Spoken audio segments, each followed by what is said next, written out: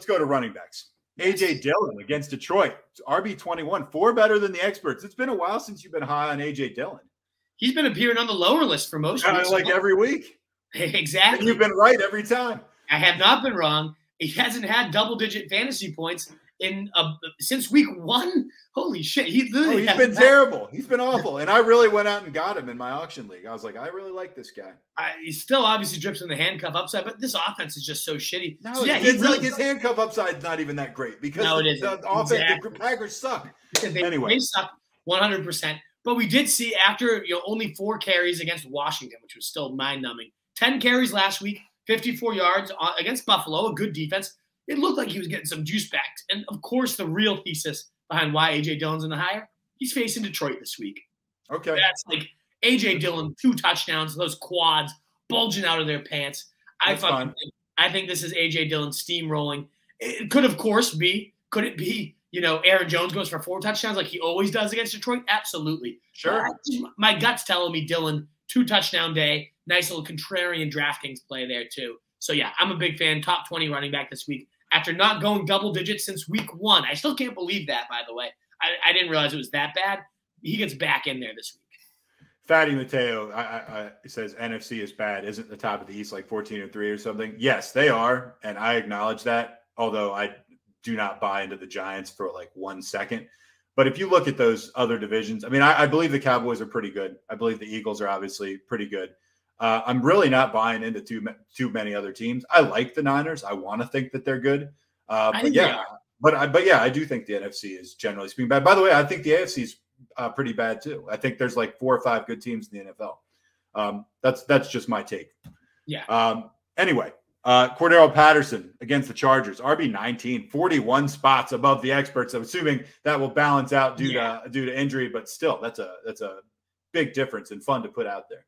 Exactly. My guess, like you said, the injury is the clear driving factor. But what often happens in these situations is they don't come up to the level that they should. Even if they're 40 spots below, they might remain like 10 spots below by the time Cordarrelle Patterson. This, of course, assumes he's healthy. Of course, assumes he's in. He's played 3 full games this year. He had over 20 points in 2 of them. He was second in the NFL in rushing through week 3. I mean, this guy's electric the past 2 seasons, and he's getting the Chargers – the worst defensive line in fantasy in football right now, the most points allowed to running backs, especially in terms of receptions. Like Patterson's going to walk right in to an amazing spot. And yes, Allgeier's looked good. I don't think he disappears. Maybe Huntley remains involved at the goal line. But Patterson's their guy, 22, 10, 17, and then 9 before he got hurt in week 4. He's their featured back, and I think he's going to walk into a great spot. And even just 12 to 15 touches against the Chargers team, a bad Chargers defense. I just like that game. I think that's one of the more fun games this weekend is like 2 kind of mediocre, struggling teams that can put up points. Aren't the Falcons in first place? Yeah, they are. But they're still gross. It's like a 4. But like think about what we thought going into the season. Falcons, awful. Seahawks. Awful. Right. And I mean, like, it's just like Giants, awful. And here we go. Weird year, man. Anyway.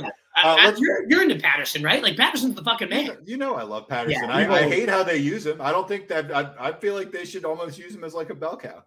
All right, let's blow through these running backs. We have a lively mailbag. I would really, really, really like to get busting through this thing so we can hit we got 2 video chats waiting. And also, we got a lot of people with a lot of stuff to say. So let's get through these running backs. David Montgomery against the Dolphins, RB26, 6 below the experts. Why? Is that because of Herbert? It is because of Herbert. He just continues to look better and better. 60% going to, Montgomery. It's getting close, though.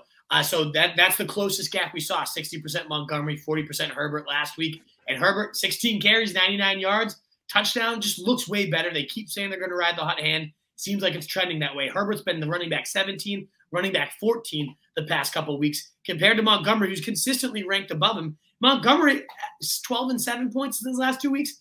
Running back 22, running back 38. Like, gross. Just inefficient, gross. Not the player that Khalil Herbert is. And this might be the week that he officially takes it over. Plus, when you're facing Miami, you beat him through the air, not on the ground. So both those running backs a little bit lower on, but Herbert much higher for me than Montgomery. Michael Carter going against Buffalo, RB30, 8 below the experts. I can't believe they have him as RB22. How? He's facing the Bills, a very, very bad matchup, bottom 5 matchup.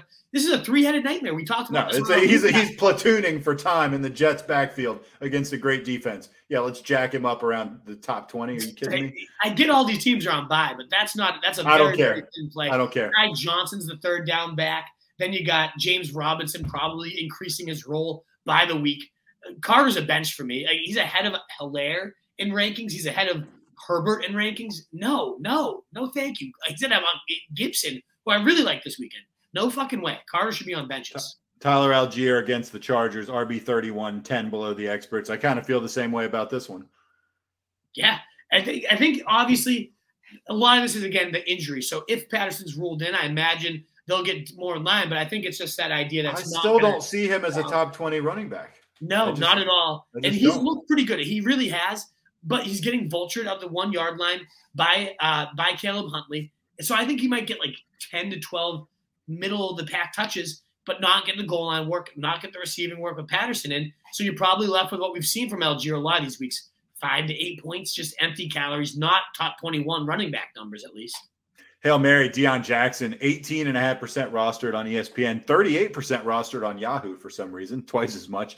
A lot of standalone upside with him. Also, you kind of like Isiah Pacheco against Tennessee, 31% on Yahoo, 25% on ESPN. Yeah, the running back one, Deon Jackson, the last time he made the start for Taylor. Taylor hasn't practiced all week. There's a good chance we see Deon Jackson starting. But even if not, with Nyheim Hines gone, this is a guy that's caught 14 of 14 targets, dominated as a receiver the last game out. So I think he's got some standalone Heinesian juice to him. But if Taylor misses the game or gets a flare up in the middle of it, I really like Jackson. And that's definitely a plug and play I can get behind.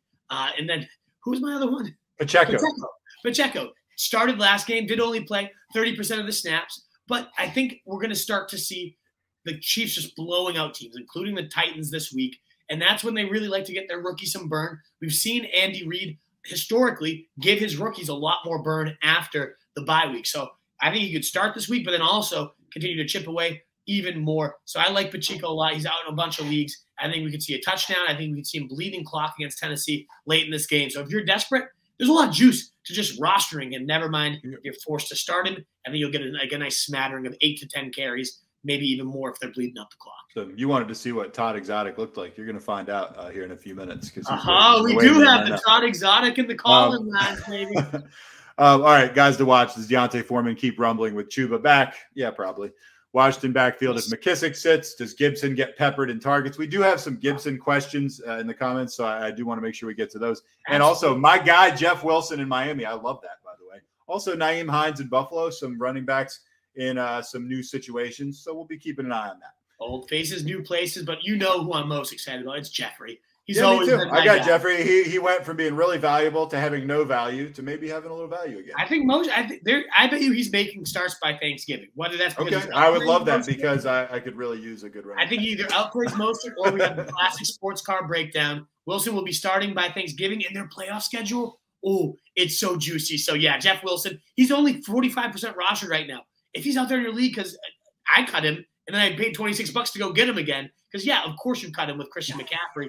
But yes, at this point, don't you love it when you go out and spend a bunch of waiver money and then you cut him and then you got to go spend a bunch of waiver money again? I hate that so much. Yeah, exactly. What is up, you fantasy wolf? Thanks so much for tuning in. If you haven't already, share your thoughts in the comments. Check out some more videos and join the newest Wolfpack by subscribing below.